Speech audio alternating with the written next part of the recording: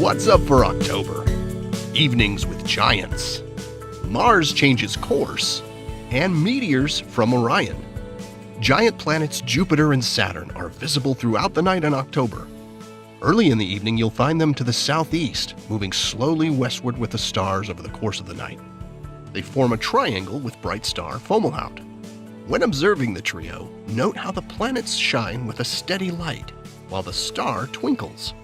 This can be an easy way to know if what you're looking at is a planet or a star. Mars has been steadily working its way toward the east all year like it usually does relative to the background stars. But at the end of October, Mars halts this apparent motion, then appears to reverse course.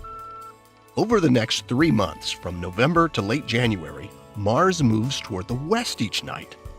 Then near the end of January, it reverses direction again and continues its eastward journey. This is what's called the retrograde motion of Mars. It happens about every 2 years, and it really threw early observers for a loop.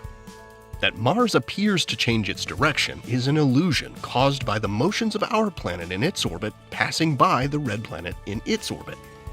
See, Earth and Mars are on these roughly circular paths around the Sun, like cars on a racetrack, and Earth is on the inner, faster track. About every 26 months, we overtake Mars, which is moving slower in its orbit. During that period when we're passing Mars, but before we round the bend in our orbit to pull away from it, we see Mars in retrograde, appearing to change direction, even though it's still moving forward in its orbit. So take note of Mars over the next few months as it appears to reverse course. Note how its position changes with respect to Betelgeuse, Aldebaran, and the Pleiades over the weeks, and you'll be witnessing what was once a source of intense curiosity for astronomers, but which we now know is just a sign of 2 planets passing in the night. The Orionid meteor shower is active throughout October and November and peaks on the night of October 20th. It's a moderate shower, usually producing 10 to 20 meteors per hour at its peak, under clear, dark skies. This year, the moon will be about 20% full on the peak nights, so it will interfere a bit when it rises a couple of hours before dawn, but it shouldn't totally spoil the viewing.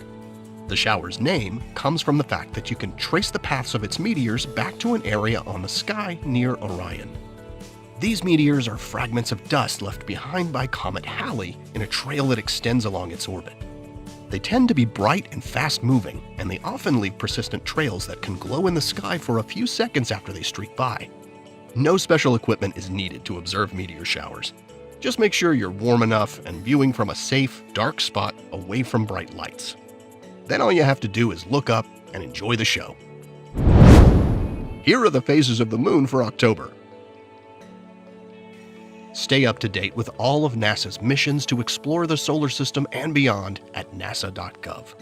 I'm Preston Dykes from NASA's Jet Propulsion Laboratory, and that's what's up for this month.